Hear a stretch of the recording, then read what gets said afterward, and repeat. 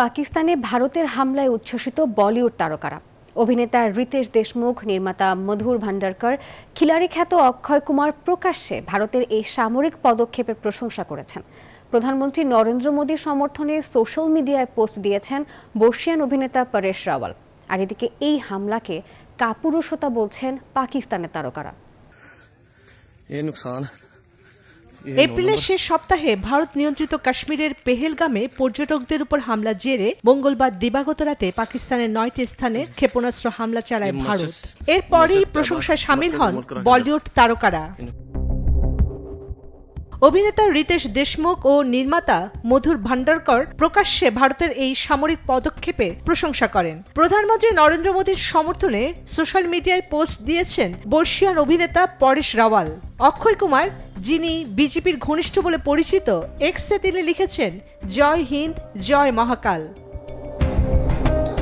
The Kashmir files খ্যাত নির্মাতা বিবেক অগ্নিহোত্রী এই অভিযানের সাফল্যে গর্বিত।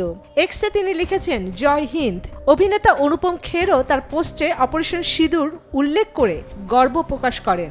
অভিনেত্রী কাজল আগরওয়াল, নির্মাতা কৌর, তাপসী পান্নু এবং বিনোদ কুমার সিং ভারতের অবস্থানকে সমর্থন জানিয়েছেন। অন্যদিকে ভারতের এই হামলাকে কাপুরুষতা বলে আখ্যা দিয়েছেন পাকিস্তানের তারকারা। অভিনেত্রী মাহিরা খান শেয়ার করেছেন লেখিকা ফাতিমা ভুট্টোর একটি সমালোচনামূলক টুইট। ইনস্টাগ্রামে তিনি লেখেন, কাপুরুষ, আল্লাহ দেশকে রক্ষা করুন, বিবেক জাগ্রত হোক, আমিন।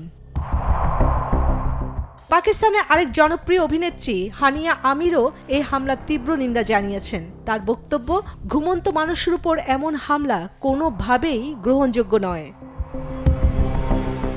ভারত পাকিস্তান রাজনৈতিক উত্তেজনা প্রেক্ষাপটে বলিউড ও ললিউডের এমন দ্বিধাবিভক্ত প্রতিক্রিয়া এই অঞ্চলে সাংস্কৃতিক অঙ্গনেও যে কূটনৈতিক বিভাজন তৈরি করছে তা আরেকবার স্পষ্ট হলো। চন্দ্রানী চন্দ্রা, নিউজ 24।